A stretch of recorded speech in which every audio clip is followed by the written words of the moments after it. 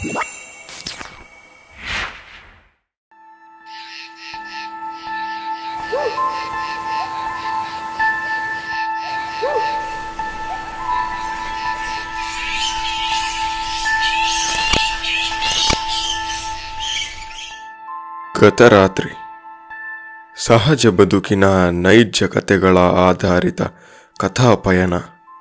ನಾನು ಪುಷ್ಯಂತ್ HK ವಿಜುವಲ್ಸ್ನಲ್ಲಿ. ದಕ್ಷಿಣ ಕನ್ನಡ ಜಿಲ್ಲೆ ಸುಳ್ಯ ತಾಲೂಕು ತೊಡಿಕಾನ ಅನ್ನೋ ಊರು. ಪ್ರಕೃತಿ ಮಾತೆಯ ಮಡಿಲನ್ನೇ ನೋಡಿದಂಥ ಅನುಭವ. ಯಾಕಂದರೆ ಸುತ್ತಮುತ್ತ ಎಲ್ಲೇ ನೋಡಿದ್ರೂ ಮರ ಗಿಡ ನದಿ ಕಾಡುಗಳೇ ಕಣ್ಣಿಗೆ ಸಿಗ್ತವೆ. ಆ ಒಂದು ಊರಿನ ಸುತ್ತಮುತ್ತ ಎಲ್ಲ ದೊಡ್ಡ ದೊಡ್ಡ ಕಾಡುಗಳೇ ಇದ್ದು, ಕೆಲವೊಂದಕ್ಕೆ ಕಟ್ಟಿಗೆ ಮತ್ತು ದನ ಕರುಗಳಿಗೆ ಸೊಪ್ಪು ಬೇಕಾದವಾಗ ಆ ಕಾಡಿಂದಲೇ ಎಲ್ಲ ಆಗಬೇಕಿತ್ತು. ಆದರೆ ಸುತ್ತಮುತ್ತ ಅಷ್ಟೂ ಕಾಡುಗಳಿದ್ದು ಎಲ್ಲ ಕಾಡುಗಳಿಗೆ ಜನಪ್ರವೇಶ ಇಲ್ಲಾಗಿತ್ತು. ಯಾಕಂದರೆ ಕೆಲವೊಂದು ಕಾಡು ಅಲ್ಲಿನ ದೇವರುಗಳಿಗೆ ಸಂಬಂಧಪಟ್ಟಿದ್ದರೆ, ಇನ್ನೂ ಒಂದು ಕಾಡುಗಳು ಪ್ರಕೃತಿಯ ಭಯಾನಕ ಅನುಭವಗಳಿಂದ ತನ್ನ ಕಡೆಗೆ ಯಾರೂ ಬಾರದ ಹಾಗೆ ಮಾಡಿತ್ತು. ಆಗಲೇ ಹೇಳಿದ ಹಾಗೆ ಕೆಲವು ಕಾಡುಗಳು ತನ್ನ ಒಡಲಲ್ಲಿ ಭಯಾನಕ ಅನುಭವಗಳನ್ನು ಸೃಷ್ಟಿ ಮಾಡಿತ್ತು. ಆ ಕಾಡುಗಳಲ್ಲಿ ಮೊದಲಿಗೆ ನೆನಪಿಗೆ ಬರೋದು ಮಾಯಿಮಲೆ ಕಾಡು.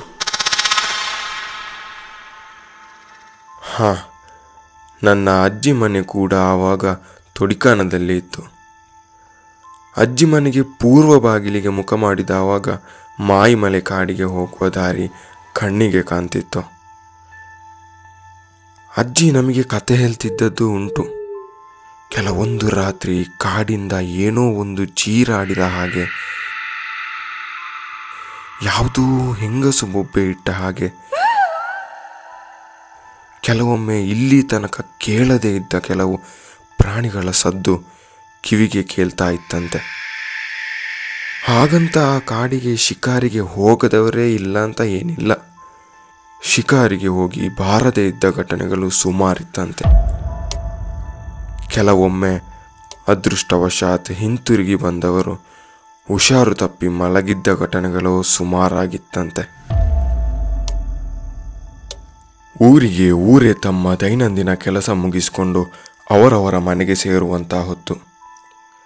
ದನ ಕರುಗಳು ಹಟ್ಟಿಗೆ ಮುಖ ಮಾಡಿದ್ದು, ಕುರಿ ಕೋಳಿಗಳು ತಮ್ಮ ಗೂಡು ಸೇರಿದ್ದು, ಮನೆಯ ನಾಯಿಗಳು ತಮ್ಮ ಯಜಮಾನನ ಬರುವಿಕೆಗೆ ಕಾಯ್ತಾ ಕೂತಿದ್ದು.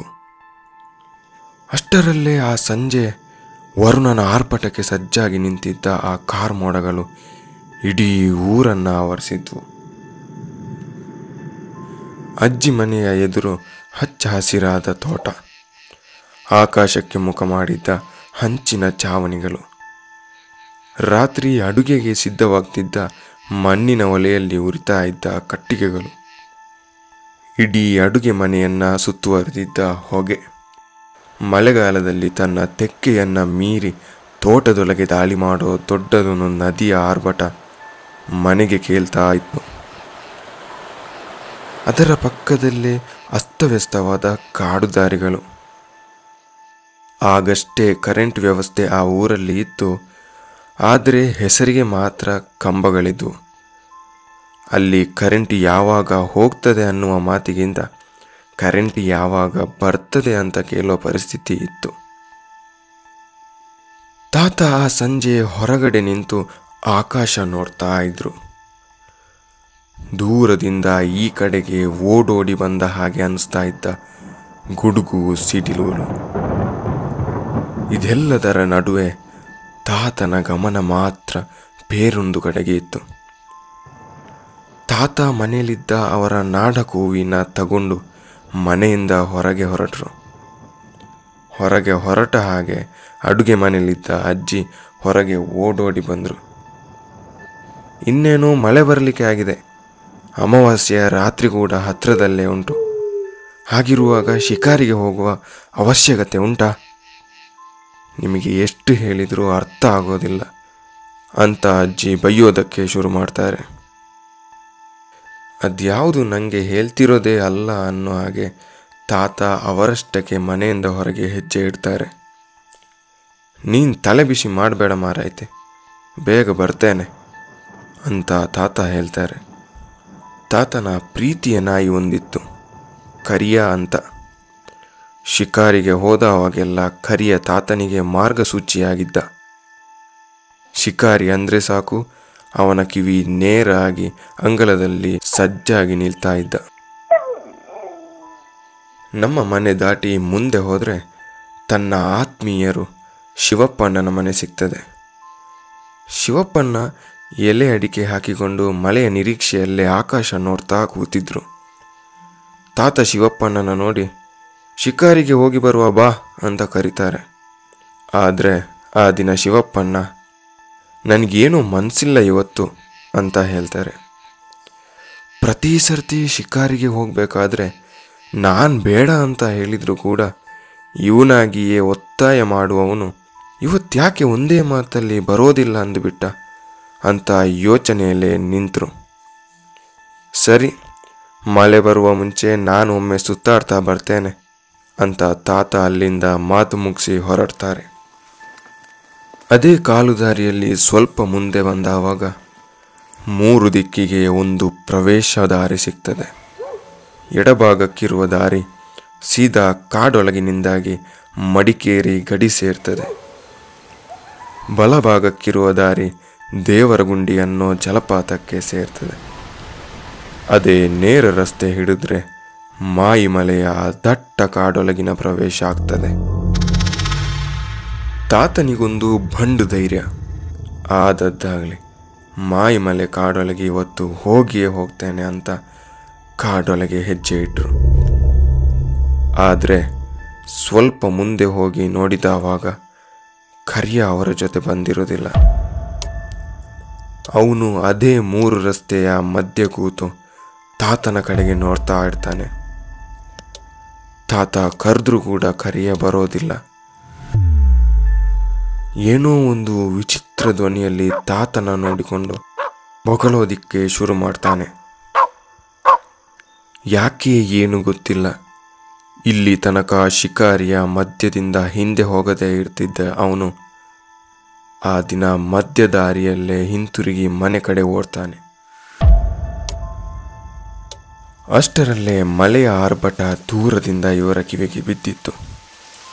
ಗುಡುಗು ಸಿಡಿಲು ಮೆಲ್ಲ ಮೆಲ್ಲನೆ ತಮ್ಮ ಇರುವಿಕೆಗಳನ್ನು ಗುರುತಿಸ್ತಾ ಇತ್ತು.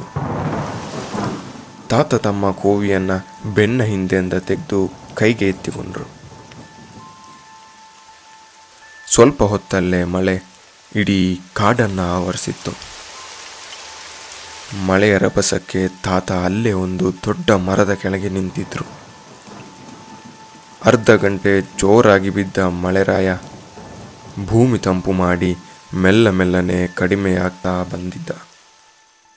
ಆದರೆ ಅಷ್ಟೊತ್ತಲ್ಲೇ ಅಮಾವಾಸ್ಯೆಯ ಹಿಂದಿನ ರಾತ್ರಿ ಆ ಕಾಡು ಇಡೀ ಕಾರ್ಗತ್ತಲನ್ನು ತನ್ನ ಒಡಲಲ್ಲಿ ತುಂಬೋದಕ್ಕೆ ಶುರು ಮಾಡಿತ್ತು. ತಾತನ ಸಣ್ಣದೊಂದು ಟಾರ್ಚ್ ಬೆಳಕು ಬಿಟ್ಟರೆ ಮತ್ಯಾವುದೊಂದು ಬೆಳಕು ಅಲ್ಲಿ ಇರಲಿಲ್ಲ. ತಾತನಿಗೆ ಮಾಯಿಮಲೆ ಕಾಡು ಹೊಸತೇನಲ್ಲ.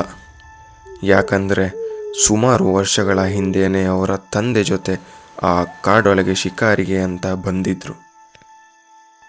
ಆದರೆ ಆ ದಿನ ಕೆಲವೊಂದು ವಿಚಿತ್ರ ಘಟನೆಗಳಿಗೂ ಸಾಕ್ಷಿಯಾಗಿದ್ದರು. ಸರಿ ಸುಮಾರು 40 ಕಿಲೋಮೀಟರ್ ವಿಸ್ತರಿಸಿದ್ದ ಆ ಕಾಡಲ್ಲಿ ಇವರೆಲ್ಲಿದ್ದಾರೆ ಅನ್ನುವ ಯೋಚನೆ ಕೂಡ ಇವರಿಗಿಲ್ಲಾಗಿತ್ತು. ಕಾಡಿಗೆ ಕಾಡೆ ರಾತ್ರಿಯ ಆ ಜೀರುಂಡೆ ಗೂಬೆಗಳ ಬೊಬ್ಬೆಯಿಂದ ತುಂಬಿತ್ತು. ಸುತ್ತಮುತ್ತ ಎಲ್ಲೇ ಕಣ್ಣು ಹಾಯಿಸಿದ್ರು ಬರೀ ಕಾಡು ಮಾತ್ರ ಕಣ್ಣಿಗೆ ಕಾಣ್ತಾ ಇತ್ತು ಅಷ್ಟೆ.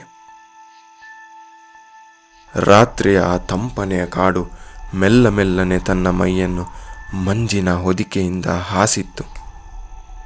ಮುಳ್ಳು ಹಂದಿಗಳ ಮುಳ್ಳು, ಹುಲಿಯ ಹೆಜ್ಜೆ ಗುರುತುಗಳು ಒಂದೊಂದಾಗಿ ಅವರ ಕಣ್ಣಿಗೆ ಬೀಳ್ತಾ ಇದ್ವು. ತಾತ ಟಾರ್ಚ್ ಲೈಟ್ ಹಾಕಿಕೊಂಡು ಮೆದು ಹೆಜ್ಜೆ ಹಾಕ್ತಾ ಮುಂದೆ ಹೋಗ್ತಾ ಇರ್ತಾರೆ. ಆದರೆ ಅಲ್ಲಿ ತನಕ ಕೇಳದೇ ಇದ್ದ ಒಂದು ಶಬ್ದ ಇವರ ಕಿವಿಗೆ ಬಿದ್ದಿತ್ತು. ತಕ್ಷಣ ಹೆಜ್ಜೆ ಹಾಕೋದನ್ನು ನಿಲ್ಲಿಸಿ ಆ ಶಬ್ದ ಯಾವುದು ಅಂತ ಗಮನ ಕೊಡ್ತಾರೆ. ಯಾವುದೋ ಪ್ರಾಣಿಯ ಸದ್ದು ಕೇಳಿದರೆ ಅವರು ಇಷ್ಟೊಂದು ಯೋಚನೆ ಮಾಡ್ತಿರಲಿಲ್ಲ. ಆದರೆ ಅಲ್ಲಿ ಕೇಳಿದ್ದ ಆ ಧ್ವನಿ ಬೇರೆಯಾಗಿತ್ತು. ಯಾವುದೋ ಒಂದು ಹೆಂಗಸು ಜೋರು ಧ್ವನಿಯಲ್ಲಿ ದೂರದಿಂದ ಚೀರಾಡಿದ ಹಾಗೆ ಕೇಳಿತ್ತು. ಅಲ್ಲಿ ತನಕ ಖಾಲಿ ಶಿಕಾರಿ ಯೋಚನೆಯಲ್ಲೇ ಮುಂದೆ ಹೋಗಿದ್ದ ತಾತನಿಗೆ ಆ ಒಂದು ಬೊಬ್ಬೆ ಮನಸ್ಸಲ್ಲಿ ಏನೋ ಒಂದು ಗಲಿಬಿಲಿ ಶುರು ಮಾಡಿತ್ತು. ಸಾಮಾನ್ಯವಾಗಿ ಅವರು ರಾತ್ರಿ ಹೊತ್ತು ಯಕ್ಷಗಾನ, ಕೋಳಿ ಅಂಕ ಎಲ್ಲ ಮುಗಿಸಿ ಮನೆಗೆ ಹೋಗುವಾಗ ಕಾಡು ಪ್ರಾಣಿಗಳ ಬೊಬ್ಬೆ ಸರ್ವೇ ಸಾಮಾನ್ಯವಾಗಿತ್ತು. ಆದರೆ ಆ ದಿನ ಅಲ್ಲಿ ಕೇಳಿ ಬಂದಿದ್ದ ಆ ಬೊಬ್ಬೆ ಯಾವ ಕಾಡು ಪ್ರಾಣಿ ಇತ್ತು ಅಲ್ಲ ಅಂತ ಮನಸ್ಸಲ್ಲೇ ಸ್ಪಷ್ಟ ಆಗಿತ್ತು. ಕೈಯಲ್ಲಿದ್ದ ಕೋವಿ ಇನ್ನೂ ಗಟ್ಟಿ ಮಾಡಿಕೊಂಡು ಮುಂದೆ ಹೆಜ್ಜೆ ಹಾಕಿದ್ರು. ಇಷ್ಟು ದೂರ ಬಂದಾಗಿದೆ, ಇನ್ನು ಈ ಕಾಡಿಂದ ಬೆಳಗ್ಗಾಗದೆ ವಾಪಸ್ ಹೋಗೋದಕ್ಕೆ ಮಾತ್ರ ಸಾಧ್ಯ ಇಲ್ಲ. ಯಾಕಂದರೆ ಯಾವ ದಿಕ್ಕಿಗೆ ಬಂದಿದ್ದಾರೆ, ಯಾವ ದಿಕ್ಕಲ್ಲಿ ಇವಾಗ ಇದ್ದಾರೆ ಅಂತ ಅವರಿಗೆ ಸ್ಪಷ್ಟತೆ ಇರಲಿಲ್ಲ.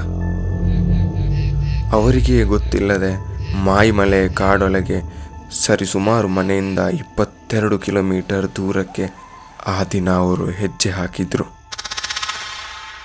ಮುಂದೆ ಹೋಗ್ತಾ ಇದ್ದ ಅವರಿಗೆ ಸಡನ್ನಾಗಿ ಏನೋ ಒಂದು ಅವರನ್ನು ಹಿಂಬಾಲಿಸಿಕೊಂಡು ಬರ್ತಾ ಇರೋ ಹಾಗೆ ಅನಿಸ್ತದೆ.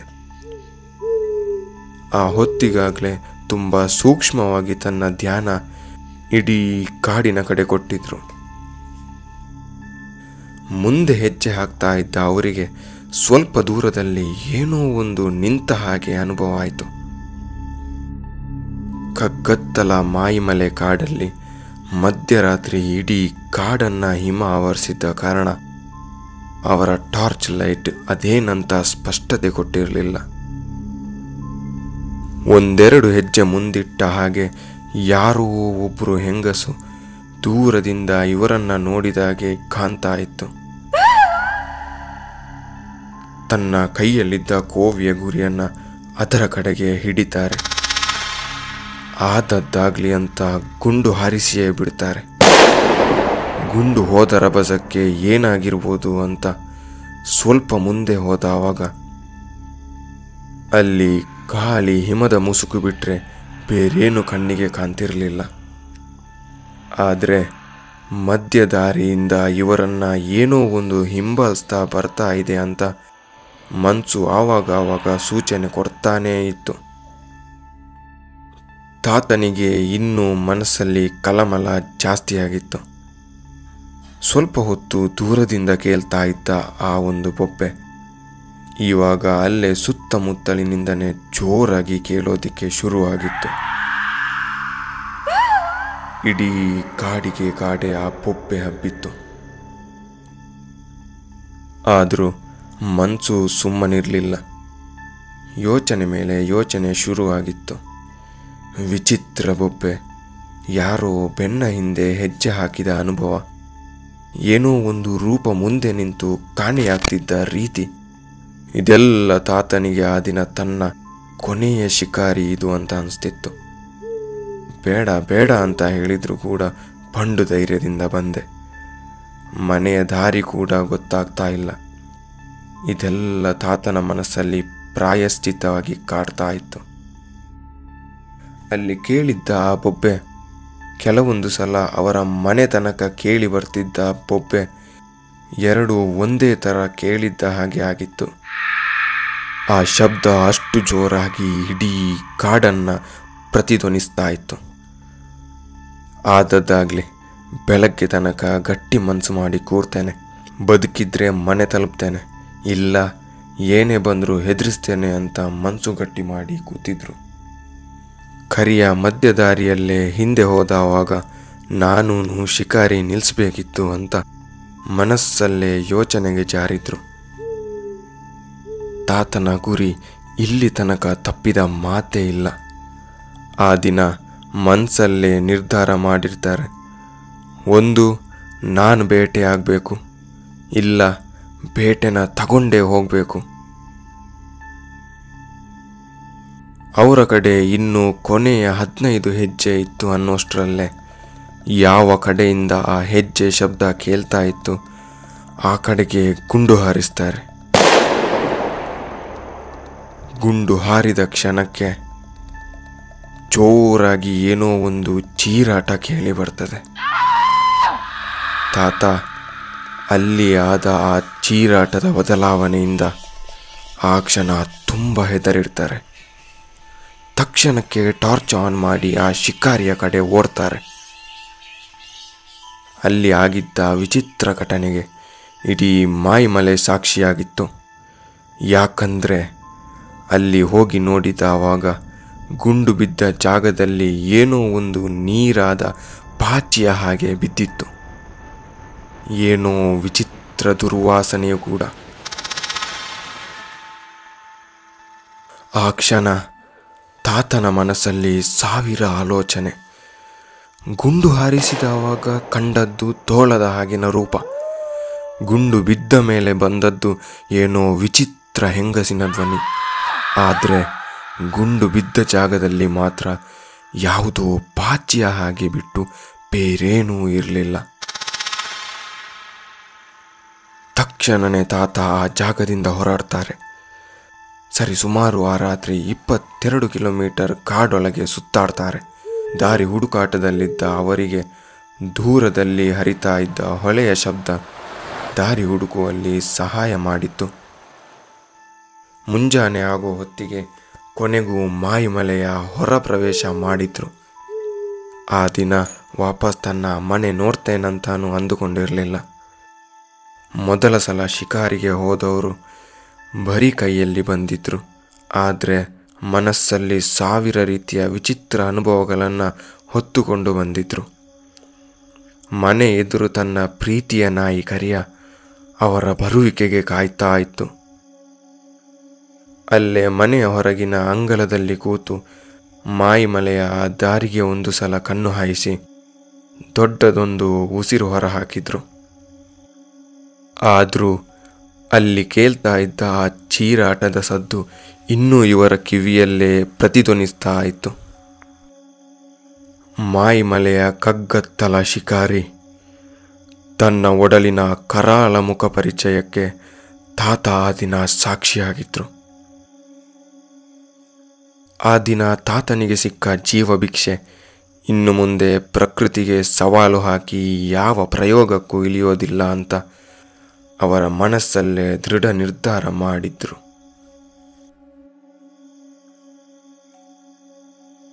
ಚರಿತ್ರೆ ಮುಖಪುಟಗಳ ಮತ್ತೆ ಮರುಕಳಿಸಿ ಓದುವ ಪ್ರಯತ್ನ.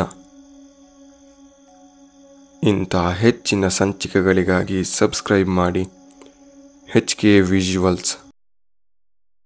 ನಮಸ್ಕಾರ.